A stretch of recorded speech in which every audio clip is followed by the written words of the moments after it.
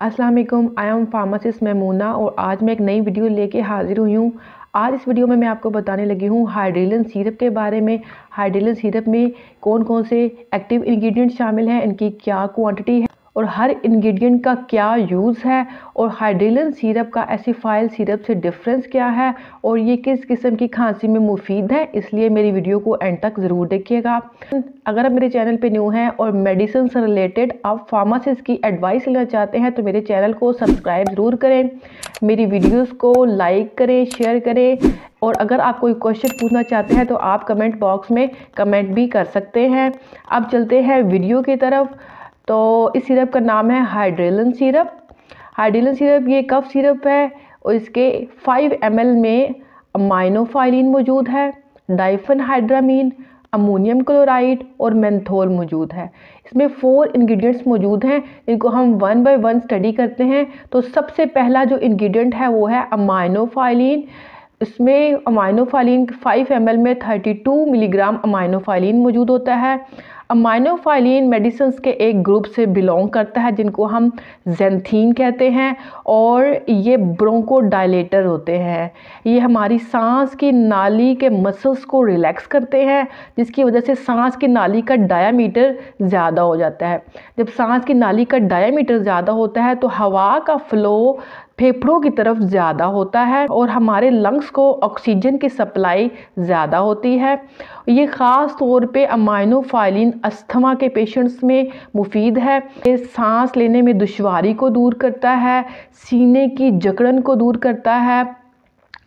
एम्फिज़मा के केस में अमाइनोफाइलिन बहुत मुफीद है। एम्फिज़मा एक ऐसी कंडीशन है जिसमें फेफड़ों के अंदर जो नालियां हैं वो तंग हो जाती है, इसकी वजह से ऑक्सीजन की सप्लाई कम हो जाती है।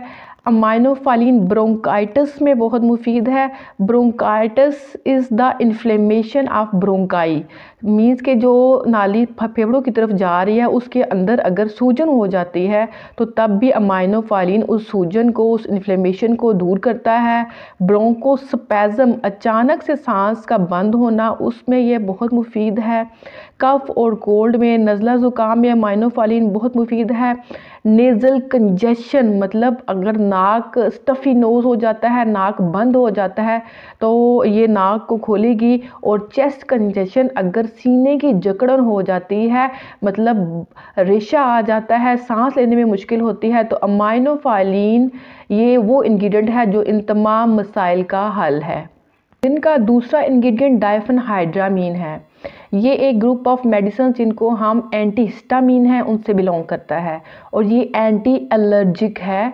हमारी बॉडी में हिस्टामीन के लेवल को कम करता है, और हमारी बॉडी में जो एलर्जिक रिस्पॉन्स होता है वो हिस्टामीन की वजह से होता है।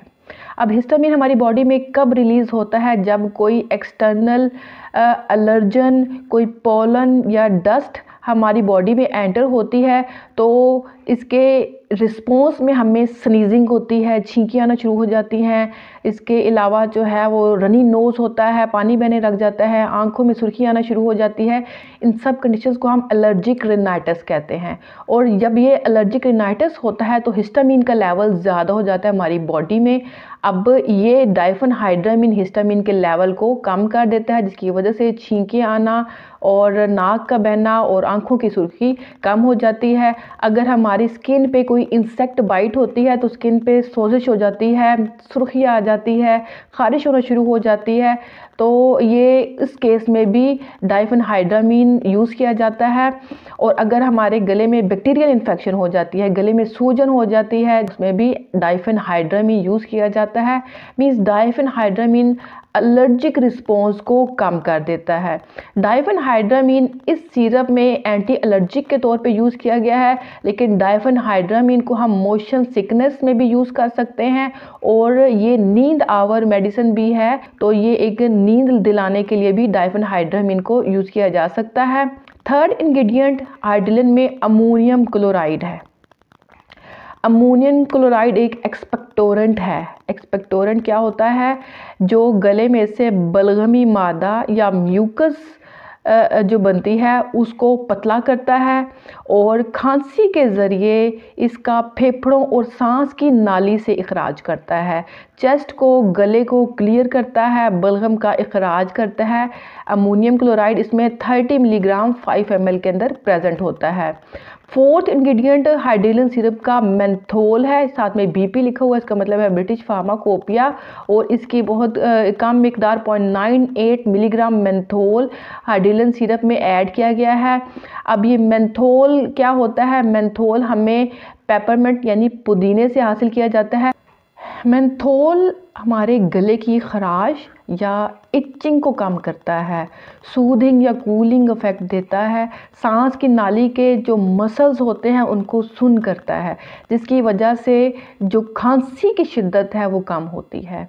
और हाइड्रेलन सिरप और एसिफाइल सिरप में डिफरेंस क्या है कि हाइड्रेलन सिरप को आप बलगमी खांसी में यूज़ कर सकते हैं क्योंकि इसमें एक्सपेक्टोरेंट अमोनियम क्लोराइड भी शामिल है और मेंथोल भी शामिल है जो कि गले की खराश को कम करता है। अगर हम एसिफाइल सिरप को देखें तो एसिफाइल में एसिफाइलिन पेप्राजीन शामिल है जो कि एक ब्रोंकोडायलेटर है, मीन्स कि ये भी सांस की नालियों को खोलता है, और इसमें एंटी एलर्जिक डाइफेनहाइड्रामिन भी शामिल है, लेकिन इसमें इसके साथ अमोनियम क्लोराइड या मेंथोल शामिल नहीं है जो कि हाइड्रेलन में शामिल है। ये एक एक्सपेक्टोरेंट है और बलगम के खराज के लिए हाइड्रेलन सिरप बहुत मुफीद है। और ये एक्यूट अस्थमा मीन्स अगर अचानक दमे का अटैक होता है तब भी हाइड्रेलन सिरप यूज़ किया जाता है। हाइड्रेलन सिरप का मैन्युफैक्चर सल फार्मा है और ये एक अच्छी कंपनी है।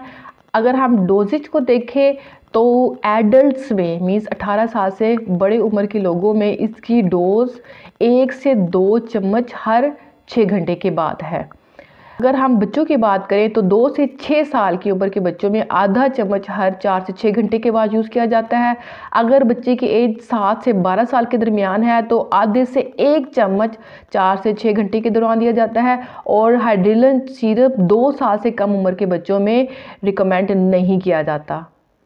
हाइड्रेलन सिरप के साइड इफ़ेक्ट्स क्या हैं? तो सबसे पहला साइड इफ़ेक्ट ये है कि इससे सिडेशन होती है, गनूदगी आती है। वो लोग जो ड्राइविंग करते हैं वो हाइड्रेलन सिरप अगर उन्होंने यूज़ किया है तो ड्राइविंग ना करें। हाइड्रेलन सिरप से पल्पिटेशन या दिल की धड़कन तेज़ हो सकती है। और इसके अलावा ये इसको प्रेगनेंसी और लैक्टेशन में यूज़ नहीं करना। 2 साल से कम उम्र के बच्चों को हाइड्रेलन सिरप यूज़ नहीं करवाना चाहिए। और जो डोज़ बताई गई है, जो डोज़ डॉक्टर ने दी है, उस डोज़ से ज़्यादा इस्तेमाल ना करें। अगर आपने हाइड्रेलन सिरप लिया है तो कोई मशीन को ऑपरेट ना करें। हाइड्रेलन सिरप की प्राइस 100 रुपीज़ है। ये था हाइड्रेलन सिरप का रिव्यू। उम्मीद है आपको पसंद आया होगा।